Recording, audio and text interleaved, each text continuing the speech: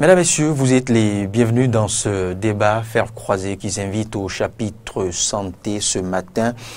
Nous abordons la suspension de délivrance d'autorisation, la suspension de la délivrance d'autorisation et de révocation d'autorisation pour l'exercice en clientèle privée des professions médicales et paramédicales par un agent public, fonctionnaire ou contractuel. Comment comprendre d'abord cet intitulé, aussi complexe soit-il? Comment comprendre cette décision? Pourquoi ce n'est que maintenant que l'État en vient à prendre une telle décision? Et qui en sont les acteurs? C'est vrai, c'est précisé, les fonctionnaires, fonctionnaires ou contractuels.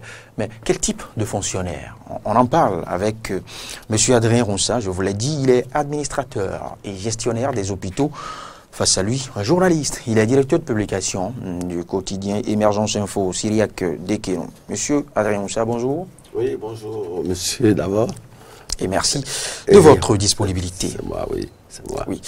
Bonjour, Adrien, Cyriaque Dekelon. Bonjour, Loris, d'abord, bonjour, mesdames et messieurs, les auditeurs et les téléspectateurs de Eden TV Diaspora FM.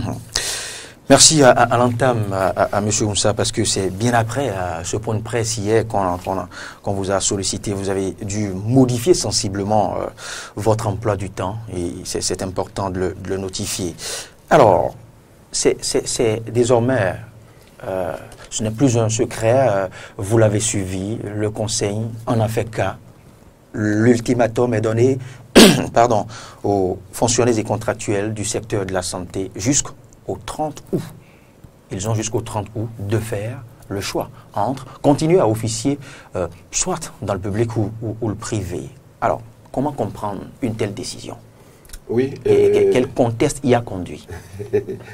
En ma grande qualité de président d'une ONG qui s'occupe de la défense des droits du malade et de la lutte pour la qualité des soins dans l'information sanitaire en République du Bénin, une ONG née depuis 2004, nous avons fait assez de batailles médiatiques pour permettre à nos compatriotes, puisque je suis un agent de santé, avant d'être dans l'administration générale au public et d'être aujourd'hui collaborateur externe à l'université, donc à l'ENAM et puis à l'ESAE, l'École supérieure d'administration et d'économie, où j'enseigne la filière gestion des hôpitaux aux gens. Aucun vocabulaire, aucune doctrine ne permet que quelqu'un qui est formé pour soigner les malades soit en même temps impliqué dans la gestion des ressources destinées aux malades. Mais lorsque ça se passe comme ça, paradoxalement, au Bénin, et que nous en parlons, les gens ont l'impression que nous sommes contre les médecins. Ce n'est pas une question de corporation, mais c'est une question de principe de gestion. Aujourd'hui, on n'en peut plus. Et je remercie le président de la République, je remercie le gouvernement d'avoir pris cette décision-là qui est salutaire. Salutaire dans la mesure où les mêmes gens qui sont dans le public ont créé des cabinets. Et si c'est qu'il y a une étanchéité entre la mouvance des malades et leur cabinet, ça se comprendrait. Mais on a transformé d'abord le service public. Je dis sous réserve que si quelqu'un se sent indexé, il n'a qu'à venir, on fera un débat contradictoire. Parce que je sais de quoi je parle. Il n'est pas normal que des agents de santé, régulièrement, d'abord la loi 97-020 n'a jamais dit nulle part. C'est un rajout. J'ai la copie originale de la loi 97-09. 020 du moins du 17 juin 1990. J'ai l'original. Parce que depuis 1997, moi j'avais écrit à la Cour constitutionnelle pour dire cette loi ne peut pas être applicable parce qu'il y a des corporations qui sont omises, il y a des définitions qui sont mal fichues et qui ne sont pas applicables.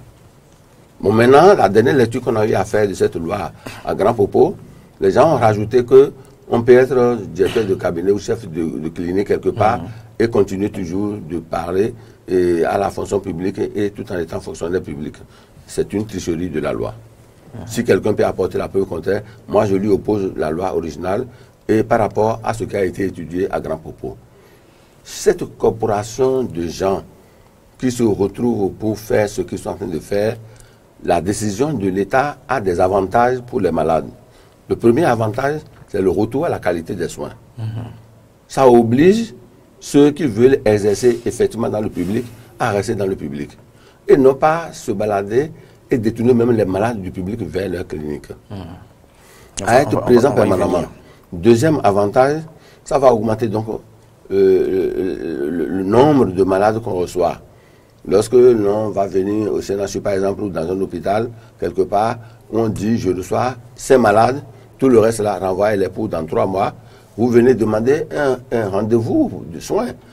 Quelle maladie vous allez traîner pendant 6 mois, pendant 5 mois? Non. Mais ici, au Bénin, la plupart des rendez-vous, les gens, les usagers le savent, la plupart des rendez-vous, on vous dit non, le docteur n'est pas là, il est absent, ou bien il n'est pas disponible, etc. Et c'est dans 3 mois, dans 4 mois. Le minimum, c'est 3 à 4 mois. Et ça, ce n'est pas normal. C'est parce qu'ils sont dans leur privé là-bas et qu'ils créent des embouchures pour permettre à leurs secrétaires d'orienter les gens qui sont pressés d'être reçus là. En tout cas, c'est ce qui se dit. Non, pas se dit. J'ai fait 30 ans dans la profession. Et c'est parce que j'ai fait 30 ans dans la profession que tout en étant agent de santé, je mets en place une structure qui défend le droit des malades. Je n'ai pas mis en place une structure qui défend le personnel, mais le droit des malades. Parce que point oui ou bien point non, on peut refuser de te soigner. Ce n'est pas normal. Très bien. Et l'autre avantage, si vous permettez, s'il vous plaît, l'autre avantage... On va y revenir. On va y revenir. Voilà, parce que je veux bien situer les avantages qu'il y a dans la prise de décision de l'État et par rapport aux malades. C'est important. Il faut que les malades se réjouissent avec moi qu'enfin, ils sont délivrés.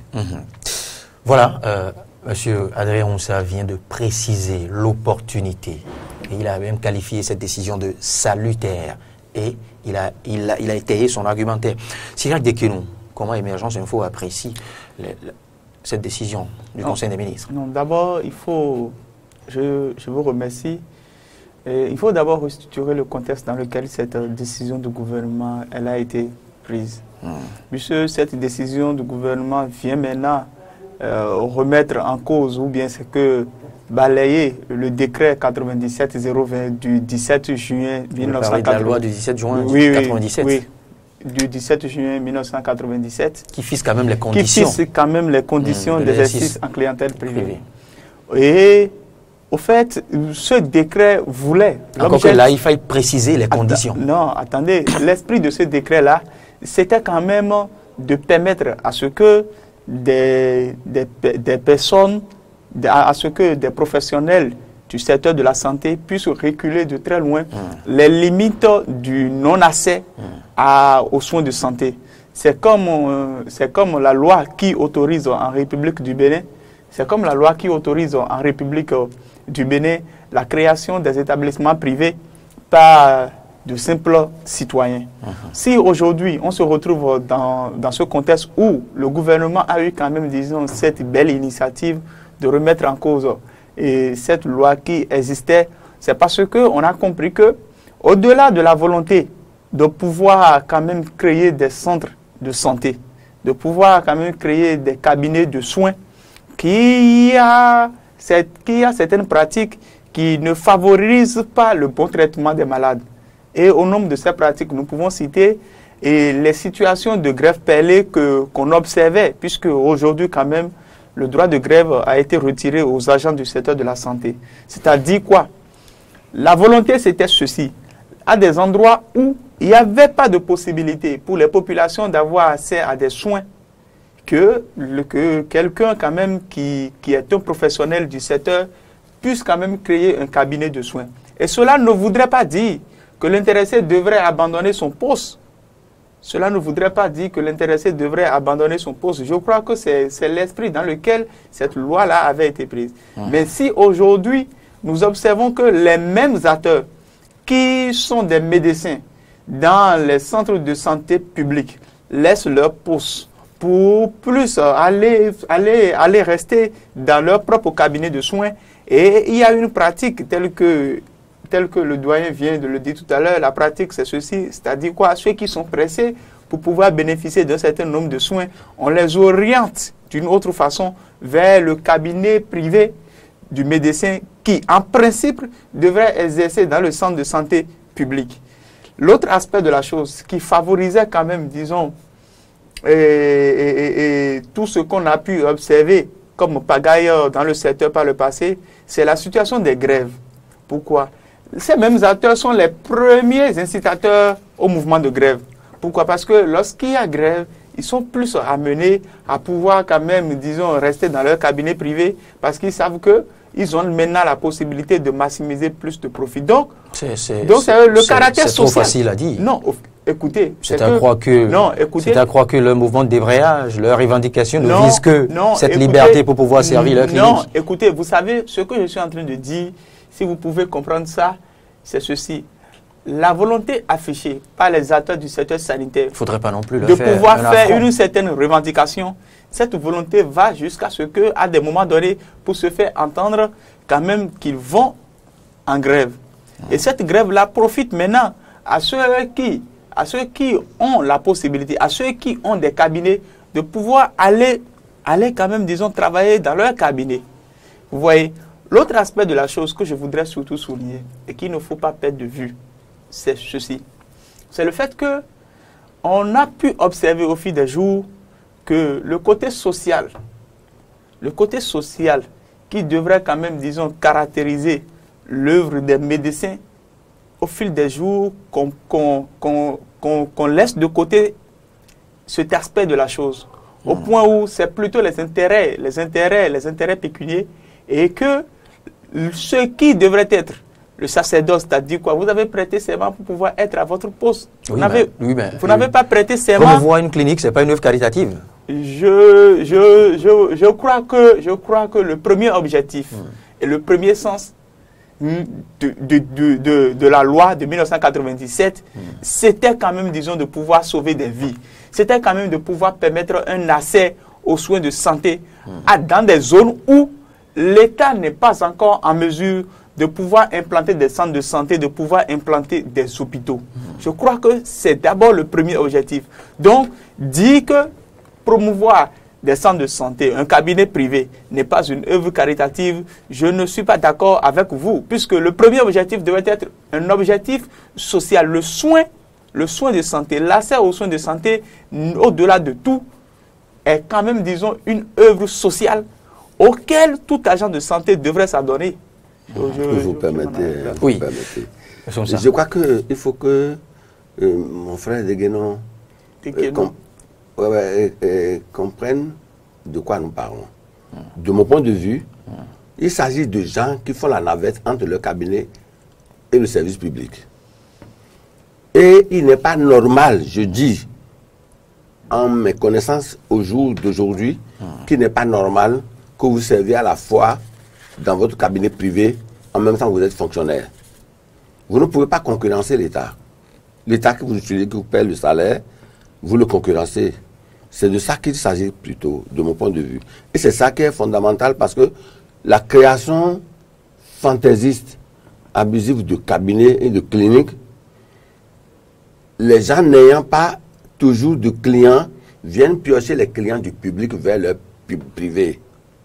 Maintenant, cette navette qu'ils font est un avantage qui va au détriment des malades et de la fonction publique. Nous sommes allés, je dis nous, parce que j'ai participé à ce débat-là, jusqu'à leur dire, vous médecins, on ne vous voit pas régulièrement dans les formations hospitalières. Quand on a besoin de vous, il faut vous appeler, vous n'êtes pas toujours disponible. Qu'est-ce qui se passe? Qu'est-ce qu'il faut faire pour vous contenter? Et nous sommes allés, c'était au temps du ministre Gaza, nous sommes allés jusqu'à dire, nous vous accordons une masse horaire de consultation dans le public et vous empochez l'argent jusqu'à conclure de tel montant pour les fixer. Vous voyez jusqu'à quel point on est allé?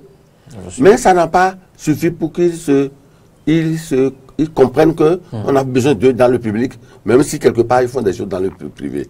Venez consulter dans le public pour empocher l'argent jusqu'à un certain montant et donner une petite portion à l'établissement public parce que vous avez utilisé son courant, son énergie de toute forme, et ses instruments, etc.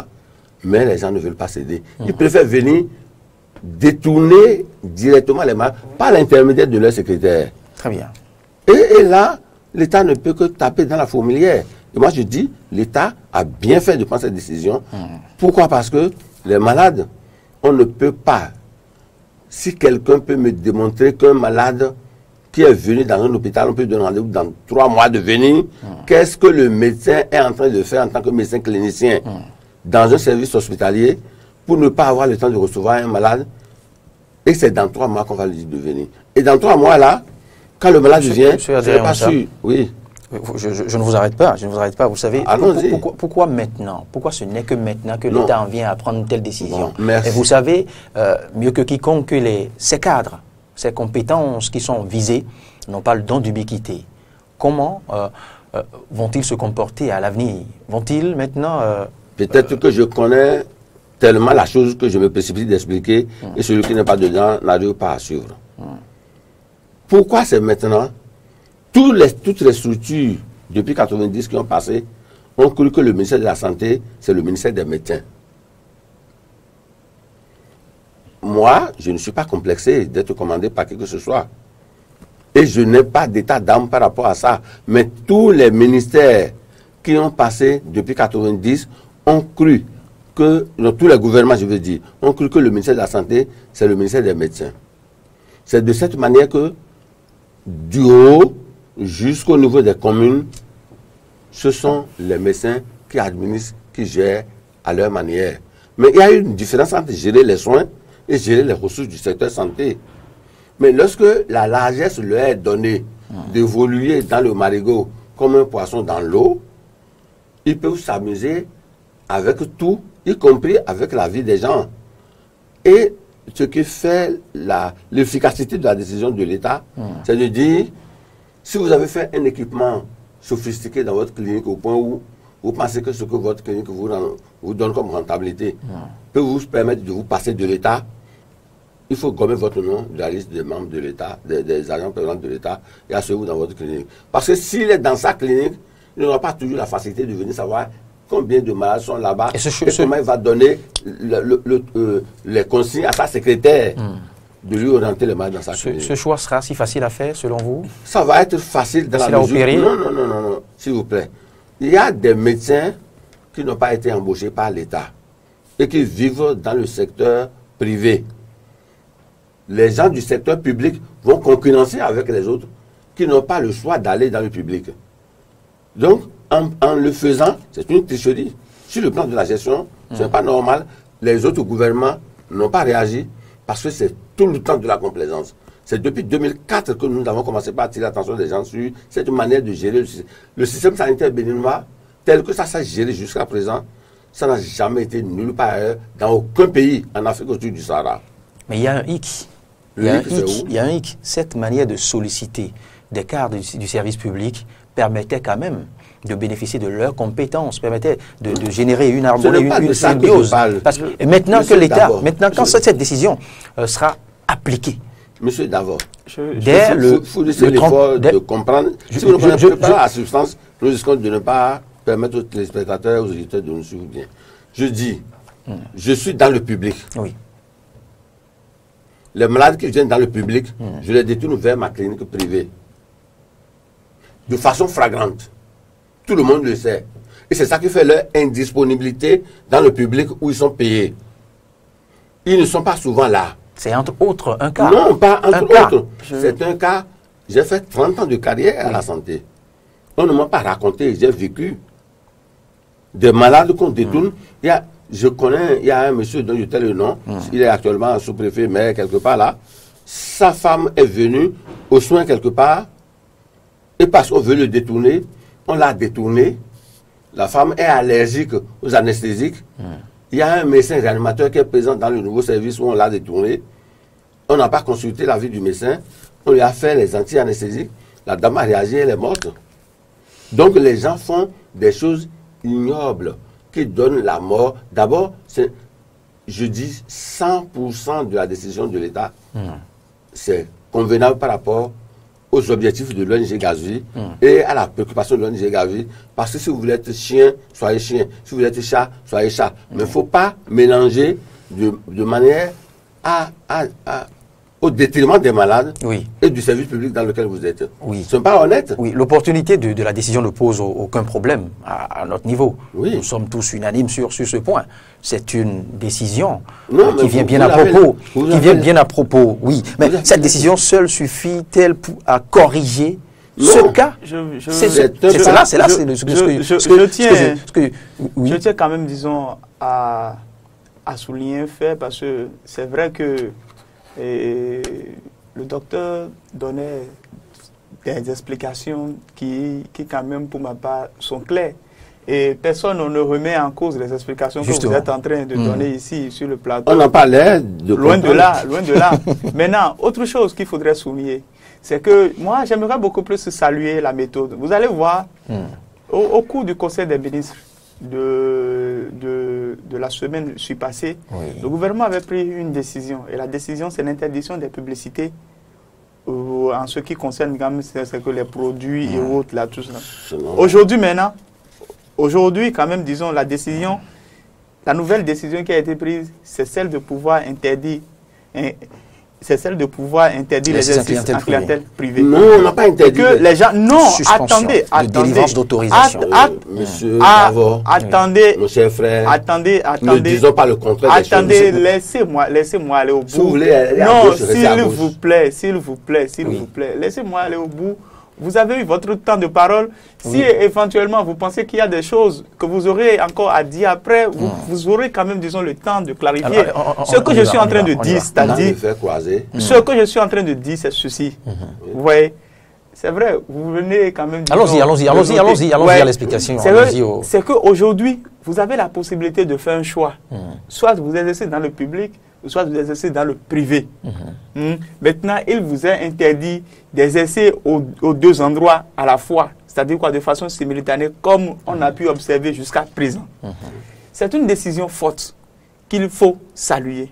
Et il faudrait bien la saluer. Pourquoi? Parce que nous sommes plus dans un contexte où les soins qui sont dispensés au niveau de nos centres de santé publics de jour en jour laissent à désirer. Vous comprenez? Je ne suis pas pourquoi? d'accord. Et pourquoi? Parce que il y a très souvent, Je ne suis pas d'accord. il y a très souvent le manque de médecins qualifiés. Pourquoi? Même si ce sont des médecins qui sont autorisés à pouvoir exercer dans les centres de santé, ils ne sont pas toujours pour la plupart à leur poste. J'ai vécu une situation, il y a de cela 2 semaines, où j'avais 2 frères dont les femmes devraient accoucher. On était allé dans un centre de santé public pour le tout premier. Et on a vu là qu'il y avait toute une file de femmes enceintes qui étaient déjà à terme. On leur disait non, attendez, le docteur vient, la programmation est ceci, prenez ça, allez payer. On est allé à la pharmacie, on a appris tout, on a dit que c'est pour lui faire la césarienne. Directement, elle a été opérée, l'enfant est sorti. Juste le lendemain, mon second frère, sa femme également aussi devrait accoucher. On est allé dans un centre de santé privé. Vous allez voir la manière dont c'est que on a pris du temps, on a aidé la dame. Nous avons passé près de 2 heures de temps et la dame a fini par accoucher. C'est pour vous dire quoi? Sans césarienne, c'est ça? Sans césarienne. Et je vous dis ceci, je demandais au docteur qui était là, je lui disais, mais hier j'ai vécu une situation bizarre. On était allé dans un centre de santé public, mais c'est qu'on n'a pas tardé avant quand même de nous dire d'aller payer telle et telle chose. Et puis, elle a subi l'opération. Et le médecin me faisait comprendre ceci. La différence entre les centres de santé privés et les centres de santé publics, c'est le fait que dans le centre de santé public, vous n'avez pas toujours tout le personnel qu'il faut. Parce qu'il y a un nombre impressionnant. Donc, on ne peut pas perdre du temps pour pouvoir suivre une femme qui est sur le point d'accoucher pendant 2 heures, 3 heures de temps, lorsqu'il y a quand même, disons, d'autres qui sont dehors. C'est pour cela qu'il faut aller très vite. Alors que dans un centre de santé privé, on sait que vous êtes venu ici et que tout ce qu'on vous dira, vous allez payer. C'est pour cela qu'on prend le soin de pouvoir suivre. Donc, je dis que cette décision-là est salutaire. Pourquoi? Parce que ça, c'est mon constat à moi. Et les constats sont relatifs. Mon constat à moi, c'est que les soins qui sont dispensés dans la plupart de nos centres de santé publics ne sont pas toujours des soins à la hauteur des attentes. et qu'il n'y a pas toujours le nombre de médecins. C'est discutable. Oui, pas toujours. Si vous le dites, non, et je dis de manière aussi catégorique. Et je dis que j'ai dit ça. Pourquoi? Parce qu'au fait, oui, je l'avoue. Vous faites un affront à toute une corporation. Je l'avoue en tant qu'enseignant du supérieur. Je l'avoue, même si c'est discutable, ce qu'il y a, c'est ceci. Ils peuvent beau disposer. On a beau fustiger le mauvais accueil. Non, écoutez, ils peuvent beau disposer des appareils qu'il faut. Ils peuvent beau disposer de tout ce de tout ce que l'on pouvait quand même, disons, imaginer. Mais ce qui est sûr, c'est que lorsque vous allez dans les centres de santé publics pour la plupart et pour un certain nombre de soins, parfois, c'est peut-être 2 docteurs pour des centaines de patients qui sont là. Donc, c'est ce pourquoi, moi, je dis, la décision, elle est salutaire. Et sur ce pan du sujet précisément là, je crois que le fait de pouvoir interdire l'exercice simultané dans les centres de santé privés et encore, quand même, disons, et travailler encore dans le public est une décision qui va ramener bon nombre de médecins que l'on ne voit jamais à leur poste. C'est ça. Oui, bon nombre de médecins qu'on ne voit jamais à leur poste public. Oui. À leur poste public. D'accord, justement, je suis d'accord avec vous. Ça. Parce que et ce n'est que ce qu'ils soutenaient depuis. Ils sont portés disparus parce qu'ils préfèrent ravager les malades du public vers le privé. Pourquoi le public aujourd'hui a l'air d'être défaillant? C'est justement. Mais il faudra aussi préciser. Il faudra la nécessité ici pour se renflouer les poches. Oui, monsieur Moussa, mais il faudra aussi préciser que tous les patients qui visitent, qui se rendent dans les cliniques et autres centres de traitement privés ne sont pas détournés. Il y a aussi le type d'accueil et le soin dont on les entoure. Il y a aussi ce côté-là. Ils ne sont pas tous détournés. Et il y a aussi ce côté-là, parce qu'en fait, pour la plupart la qualité du soin. Je vais donner un simple exemple. Ils ne sont pas tous détournés. Je vais donner un simple exemple. Lorsque vous êtes, par exemple, malade et que la situation se compliquait, et que l'on vous disait, par exemple, allez au CNHU, vous allez regarder, c'est que la lecture que tout le monde, c'est avec une grande désolation qu'on a passé. Parce qu'au fait, c'est qu'on se dit ceci, on va où? Là-bas. Oui, désolation, pas pour dire qu'il n'y a pas de compétences. Non, pas pour dire qu'il n'y a pas de compétences, mais parce que l'accueil de qualité qu'il fallait, le suivi, aussi. Parfois, on a peur de mourir. Parce qu'il n'y a pas du suivi comme il le faut. Aujourd'hui, je crois que nous sommes dans un contexte où cette décision du gouvernement est une décision à applaudir, mais il ne faut pas perdre de vue une chose. C'est le fait que, en matière de ressources humaines, il faudrait quand même encore que le gouvernement renforce encore davantage ces centres de santé publics qui, pour la plupart, délivrent des soins vous avez qui peur ne sont pas encore je vais vous parler. Les privés spécialistes que le public n'a pas, il y a un contrat qui est signé pour permettre à ces privés-là de venir intervenir dans le public. Le papier existe. Lorsque, aujourd'hui, on n'a pas beaucoup de spécialistes en ORL dans le public, il y a des spécialistes en ORL qui sont contactés par le public. On fait un contrat pour que s'il y a des cas, on les appelle, ils viennent opérer. Le public n'est pas bête, c'est les gens qui commandent le public qui font que le public est dans cet état-là. Et ils ne sont pas venus pour parler de l'accueil. Sinon, je voudrais vous dire simplement que si l'accueil est mauvais, c'est plutôt la faute de ceux qui veulent jeter la pierre dans le jardin du public pour pouvoir favoriser, n'est-ce pas, les fleurs qui sont dans leur jardin à eux. Pas toujours. Cette décision, non, c'est une... Non, mon cher ami. L'accueil dans le public.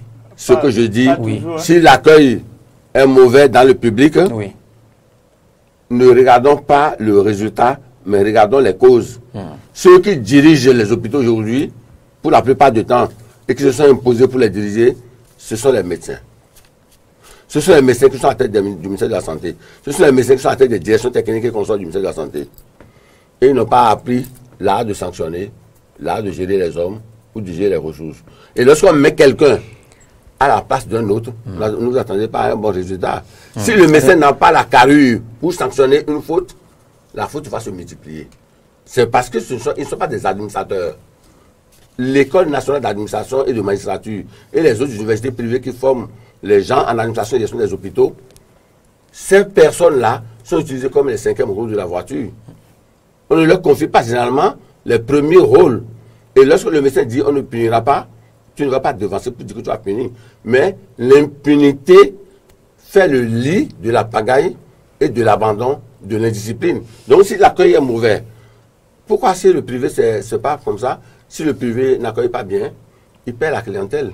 Parce que le mauvais accueil, les gens ne viendront pas. Même chez nous à la maison, si vous avez de la visite, vous n'accueillez pas bien vos visiteurs, la prochaine fois on va dire, ah non, non, celui-là, je ne suis pas totalement d'accord avec vous. Pourquoi? Parce que le Béninois, ça ne sera pas c'est pour cela que le faire, l'angle principal. Lorsqu'on parle du public, le Béninois qui sait qu'il est agent permanent de l'État, même dans nos administrations. C'est une mauvaise culture. Parce que vous avez besoin de documents. Revenons à la décision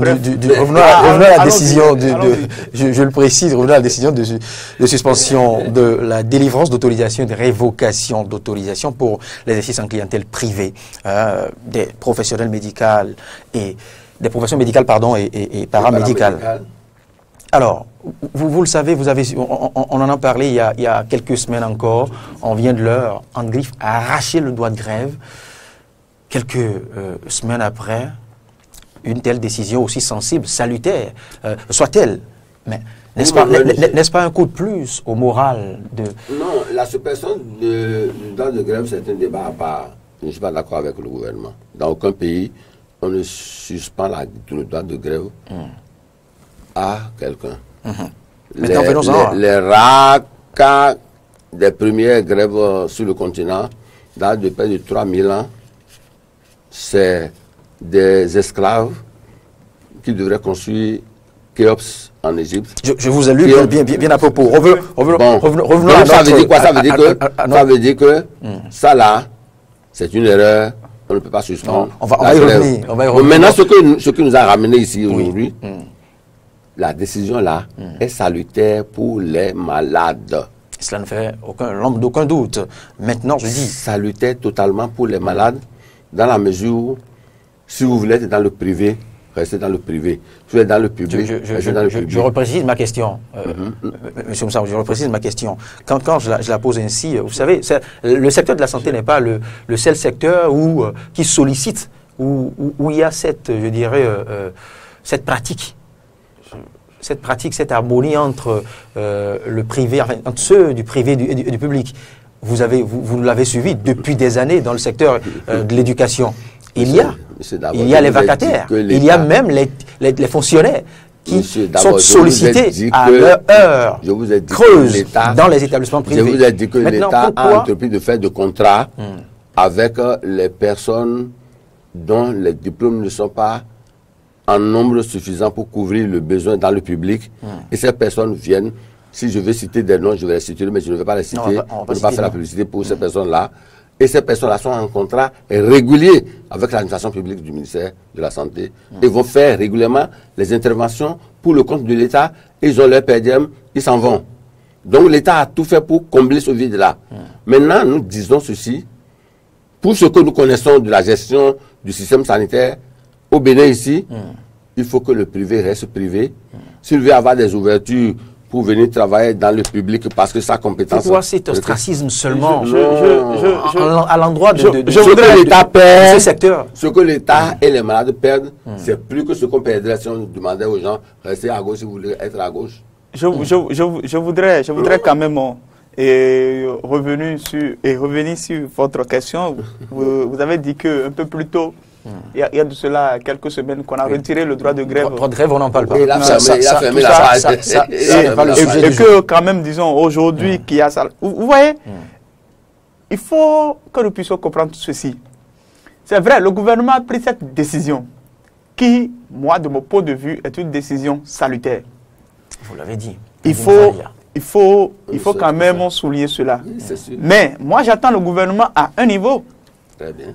Parce que, voici, il ne faudrait pas que les gens, parce qu'on les a retiré le droit de grève et qu'ils ne sont plus dans une possibilité de pouvoir revendiquer un certain nombre de choses, que cette décision-là ne soit pas prise. De sorte à ce que, face à la réalité, que les gens soient toujours amenés à ne pas donner les soins de qualité auxquels la population s'attendait. Vous allez voir, il y a une situation qui s'était produite au niveau de Lomel, où le plateau le plateau technique, je crois très bien, il y a de cela un an, où il a fallu tempêter, il a fallu que les gens aillent en grève avant que la situation ne soit quand même, disons, corrigée et d'une façon aussi provisoire. Ce que je voudrais dire, c'est ceci. Aujourd'hui, on est en train d'organiser les choses pour que les médecins puissent rester à leur poste. C'est-à-dire quoi, si vous êtes dans le privé, vous restez dans le privé. Si vous êtes agent permanent de l'État, que vous restez quand même, disons, dans le public. Mais on attend l'État à un carrefour donné. Mettez les médecins, dotez les centres de santé des moyens dont ils ont besoin. Vous voulez que je vous réponde pour que demain, là, que les mêmes problèmes, puisque à la longue, vous verrez ceci. Nous avons la majeure... On dit souvent que les meilleurs médecins en France, que ce sont les Béninois. Moi, je ne voudrais pas surtout à ce que, à la longue, que des gens finissent par faire le choix des essais en clientèle privée, de sorte à concurrencer l'État. Parce que très souvent, et je vous dis ceci, il y a un certain nombre de Béninois qui disent ceci, je préfère aller dans le privé et dépenser, mais avoir un soin de qualité, que d'aller dans le public où les soins... Me faire soigner à moindre coût. Me faire soigner à moindre coût et sans être sûr de pouvoir trouver la satisfaction. Il y a cela. Donc, la responsabilité du gouvernement, elle vient à point nommé, puisque aujourd'hui, qu'on le veuille ou pas, le plateau technique, au niveau de nos différents centres de santé, ces plateaux techniques sont pour la plupart défaillants. Et il faut que le gouvernement, maintenant que le gouvernement est en train d'organiser, c'est qu'on n'assiste pas à des contextes dans lesquels... C'est-à-dire qu'il n'y aura pas que de gains, il n'y aura pas que des avantages, il y a aussi des conséquences. C'est comme dans l'enseignement. Il y a aussi des insuffisances. C'est comme dans l'enseignement. C'est comme dans Je ne suis pas du gouvernement. C'est comme dans l'enseignement. Je ne suis pas du gouvernement, je suis apolitique. Je dis bien apolitique. Oui. Je ne crois à rien en matière de politique, surtout à la béninoise. Je ne suis pas du gouvernement, je suis apolitique. Je voudrais vous dire simplement ceci. Lorsque l'affermage qui est craint par les gens serait venu, plus rien ne sera comme avant. Plus rien ne sera comme avant parce que l'État investit. Si je savais, j'allais apporter les relevés de fonds, les bailleurs de fonds, l'État. L'argent que produit les soins que l'on fait, c'est des milliards. Mais on ne peut pas continuer d'investir des milliards dans un système qui ne donne aucun résultat probant. Si vous décriez la qualité des soins, si vous décriez les mauvais comportements, alors que les gens ont les moyens, et le ministre Akoko Kende-Gaza a fait un téléthon du matériel. On en a distribué à tout le monde. Allez-y dans les hôpitaux pour faire l'inventaire et voir combien de ces équipements-là sont toujours restés en place. Et parce que les gens ont les cliniques privées, ils se ravitaillent à tout point de vue au niveau de ces équipements, mais en plein jour, on vient chercher un poupinel que ne peut traîner que un tracteur ou bien un bulldozer. Ça veut dire quoi? Le matériel qui est empochable s'empoche tous les jours et c'est au détriment de l'État. Et lorsque l'État va faire l'affermage du système et va confier cela à un privé, vous devenez tous fonctionnaires de ce privé, vous n'allez pas vous amuser à dire je fais ce que je veux, mais vous ferez ce que le système vous recommande de faire. Nous avons une déontologie. Une chose tombe bien sous le sens. Adrien Oussa, Syriac Dekeno, une chose tombe bien sous le sens. Cette décision vise à mettre un ordre, à mettre de l'ordre dans la maison santé, vise à réorganiser, j'aimerais quand même dire, dissiper, j'aimerais quand même souligner une dernière chose. Le désordre dans cette maison santé. Souligner une dernière chose. Mais Syriac Dekeno, Adrien Oussa, il y a des risques. Il y a des risques. Il y a des risques parce qu'il y a des cas, il y a des spécialités, il y a de quelques rares spécialités où on n'a que quelques têtes qui sont spécialistes de ces disciplines dans ces domaines. Et quand on en viendra, je reviens à vous, quand on viendra à les limiter, à les restreindre rien qu'au public ou rien qu'au privé, eh bien cela voudra dire que ceux qui solliciteraient peut-être l'un ou l'autre secteur ne pourront plus bénéficier peut-être des soins ou des compétences de celui-là ou de ceux-là. J'aimerais souligner, vous ne pas le contraire. J'aimerais souligner une chose. J'aimerais souligner une chose. Pour finir. Je crois que nous sommes en train de commettre une grave erreur. Parce que, sur le plateau, parce que nous sommes en train d'analyser la situation au regard de l'environnement atlantique littoral, c'est-à-dire quoi? Les zones à forte concentration humaine, où il y a à la fois les centres de santé publics et les centres de santé privés. Pourquoi? Lorsque vous allez par exemple dans une zone comme, disons, Nati Tembou, Mon premier poste de travail d'ailleurs. Oui, à Nati Tembou par exemple. 78. Où il n'y a qu'un seul hôpital de zone, apparemment. Oui, non, vous voyez, ils en ont deux. Bon, aujourd'hui, ils en ont deux. Oui. Vous voyez, où la dame qui est peut-être malade, doit peut-être faire des kilomètres, avant d'atteindre le centre de santé public. Je crois qu'il y a des problèmes qui se posent. C'est pour cela que je disais tout à l'heure au début, et vous ne m'avez pas permis d'aller au bout. Je disais que la loi du 17 juillet 1997, que c'est une loi qui, dans son esprit, voulait permettre à ce que l'on puisse pousser de loin les frontières du non-accès aux soins de santé.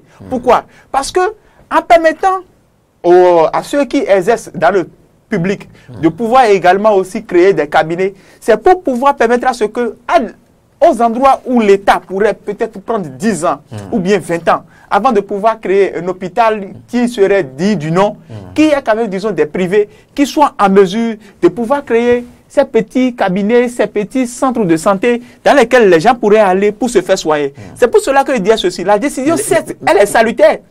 La décision, certes, elle est salutaire. Mais le gouvernement doit, à partir de ce jour, savoir qu'une grande responsabilité lui est tombée dessus. Celle de pouvoir permettre à ce que chaque Béninois, tel que le dit notre constitution béninoise, c'est que chaque Béninois, chaque citoyen puisse quand même avoir droit aux soins de santé ou aux soins de qualité. Aux soins de qualité. Ou d'une autre façon, le gouvernement pourrait quand même, disons, créer des conditions qui pourraient favoriser la création des cabinets de soins pour pouvoir à la fois aussi concurrencer le public. Merci. Mais cette loi du 17 juin 1997 n'a pas exigé de ces fonctionnaires une auto-affectation dans leur clinique privée. Je disais l'esprit. C'est seulement ça, la loi là est contestée. Je disais avant même l'esprit. Monsieur Oussa, pour finir ce débat à faire croiser. Mon cher frère, apaisez-vous. Il y a plus de mal à rester dans la condition où on était que de bonheur pour les malades dont je me réclame être leur défenseur dans le nouveau système qui va être créé. Lorsque je sais que j'ai de l'argent et que je peux aller me faire traiter dans une clinique, je prends la route de la clinique, je vais me faire traiter avec les qualités que cela renferme.